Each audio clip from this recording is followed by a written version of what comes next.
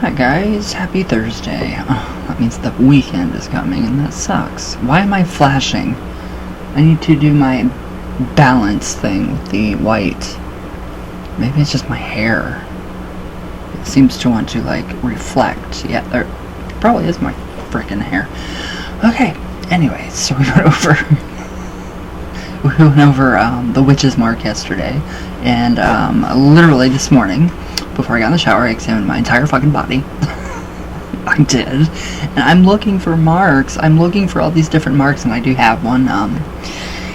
Very weird. It almost looks like a cloven hoof, and I really honestly can't say where it is on YouTube. So, yeah. Weird. Really weird. A cloven hoof. I was like, oh. It's great. Alright, so now we have red blood and white. So this is going to be interesting. So I really like this. So alright, here we go. If this book will stay open. There we go. Bookmarker. Alright, so I forget what this one is called, but I think you guys will like this. So alright, so there actually has been a lot of discussion in the pagan community lately about witch blood. So yeah, this just kind of proves a lot of people wrong. So the idea of whether a witch is born or made, and there's a lot of people, especially younger solitary people, who are promoting the idea that they were born a witch. You are not born a witch. And that they have the witch blood, and that's the only real way to become a witch, which is total poppycock. There we go. So meanwhile, there are other people arguing that the only way to become a witch is to train and initiate with a group. There's lots of politics and a lot of personal opinion and a lot of bile. Quite frankly, he says, being exchanged from person to person, not in a good way. I hasten to add about this whole concept of witch blood. So, it has been used in the past, arguments for and against traditional hereditary family traditions. So, and bad blood, if you'll pardon the expression, I won't pardon it because I love that. I think that's funny. I like the pun. It was also evident in those arguments, although they seem to have died down lately. Yeah, right. Oh, if you only look on the internet, if you look on Facebook, you will see it. It's stupid. Okay, so nobody really has a claim to be a fam-trat anymore. It's just not the done thing. Even the people who consider themselves to be family traditions don't make public claims of that sort anymore. They don't boast, they don't brag about it.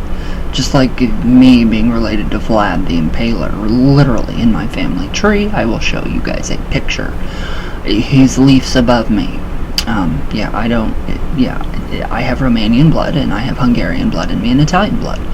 But that doesn't mean that I have witch blood or any kind of, Romani gypsy blood. I mean, I might, but I don't boast and brag about Vlad. It doesn't make me a vampire. Although I did get some wicked fangs when I was born, so that's cool. But that's just coincidence, literally. Alright. So yeah. But what exactly is witch blood? And why is there so much fuss about it? Well, part of the problem is that the witch blood has made its way into literature, in fiction and television shows like the series Charmed. The idea that charmed ones were born a special way has this special DNA that is instilled in them at birth that makes them able to be the charmed ones. No, doesn't happen like that. Mere ordinary Wiccans cannot hope to become charmed ones or part of their coven because they weren't born witches. And this has entered into the fantasy life of people who think, or who like to think they're witches. Serious witches tend not to make such a big deal about it, but there are a bunch of people out there that, well, basically use the witch-born idea as an excuse for why they don't have to have to read any books or do any studying or actually do any practical work at all. It's called being lazy. So if you think you're born a witch, you don't have to study, you don't have to practice, you don't have to put your anything into practice, you're lazy. You are 100% lazy, or just a plain liar, or, psychopath, narcissistic. So it's really quite sad, and I agree. Peter, I love this part. So I am not speaking of everyone there, though everybody knows at least one person like that. Oh my god, I know so many people. No. So yeah, it's ridiculous. So who makes the claims and backs it up with absolutely what? Nothing. Zero. Oh wait, I gotta do the Illuminati. Zero. Alright, where did I go? I love this guy. He's got a really good sense of humor. I like it. Okay, and this is a common theme where witch blood is concerned. So, however, witch blood, like the witch mark, has been around a lot longer than the modern online community. In fact, you could trace it back to as far as the Sumerian and Babylonian myths, with the Anunnaki and Anki and Enlil creating humanity. So then there was Lilith and Lilitu and Ahat in what eventually became the story of Adam and Eve in the Christian Bible mythology. There really is quite interesting materials in those myths. Yeah, there is actually, especially with Adam and Eve. Yeah, big time mythology. So, when you read that the first man was created and then his first children were actually not sired by Adam. So, the first man, but were rather sired by Anki, upon the lady who became Eve, or in other versions of the story, on Lilith. So, the offspring of this union with Anki, ended up with the witch blood, the Watchers. So there are a lot of different names for them, the overseers, even the vampires. So, Vlad, there we go. So yeah, no, I'm not related. Well, yeah, I am, but I'm not a vampire. So, in some stories, they end up becoming the vampires of myth and lore. But whatever else you can say, they're certainly one. What did I write there? There certainly seems to be a trend that was started by the Sumerians and the Babylonians. Another version of the witch blood story starts with Tiamat, the mother of dragons, and dragon blood is a very important metaphor for witch blood. Very important. Of course, in Semitic realms, and in fact throughout Europe, it ended up that the witches were children of Cain. Cain was marked because of killing his brother, Abel, and went off to the land of Nod, and lived with the Edenic people, or Edenic, the people of Eden, and they ended up being ancestors of modern witches. So the story goes, including the grandson of Cain, who was Tubal-Cain, the first blacksmith. So because of this, there's a lot of blacksmith lore tied up in traditional witchcraft, big time. So it's actually a very interesting thing to study. Yeah, but it'll suck you in there. It does too. When you really do get, it will suck you in like crazy. So, you'll be reading books and pursuing websites and visiting museums for years. Chasing this down is a fascinating subject. It is too, and I can't get sucked in anymore. It's tiring. So anyway, further down the line, the witch blood, the divine blood, if you like, makes its way into Merovingian court, the dragon kings of Europe, who claimed fairy origins, as well as the whole holy blood, holy grail thing with Mary Magdalene. So he says here, I'm quite fond of the theory of Jesus Christ, and Mary Magdalene getting together and producing a sprog. And that's because he says here, I'm strange. But I like that too. I think that's awesome. And things like that tickle my fancy. I love your writing. It's amazing. So the basic idea is that there is this strand of DNA, if you like, this genetic marker that makes you a witch or doesn't. And most people would say bull, because 9 times out of 10, there's a ... It's being implied that I am the one who has this, and you don't.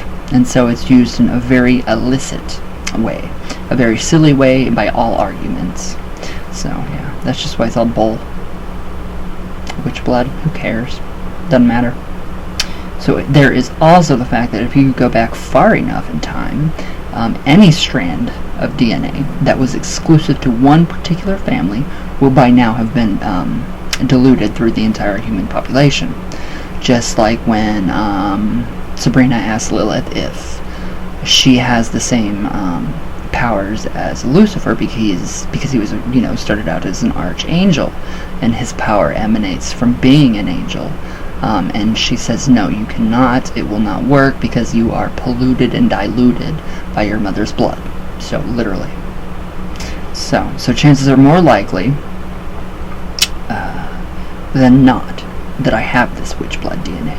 And you have this witch blood DNA. And the person sitting next to you at work has this witch blood DNA, which is really quite depressing. Witch blood, or the ancestral line, is often described as the red line or ribbon. So, and there is also a mention of the white line or ribbon. There are terms that represent the traditional lineage, which is important internally, but not necessarily to the rest of the world. So it's all about family, lineages.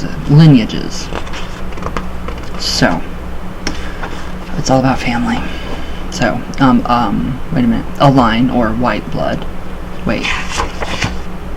A white line or white blood refers to semen, or the seed, and represents a tradition that is being newly created or discovered, during which time it is usually called a path. Then a tradition has 3 generations of practitioners. In other words, the founding members that have initiated students who have themselves initiated students. It becomes a red line. So it's pretty interesting. I love it. So I'm glad we got through that. I'm really glad we got through that. I can't wait to start talking about the children of Cain.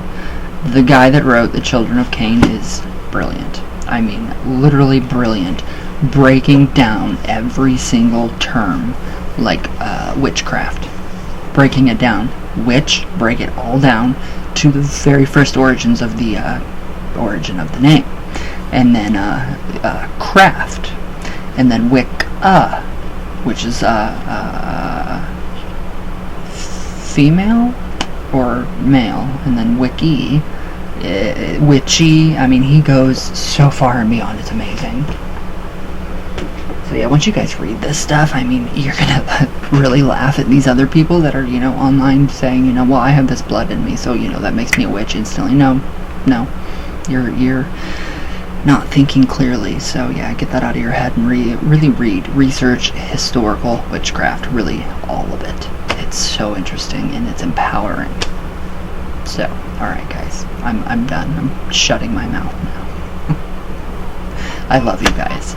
And I will see you guys tomorrow. I'm slowly getting back to myself, so yes, I am. I'm starting to talk to people again. I'm responding to messages, and I'm tired of this flashing.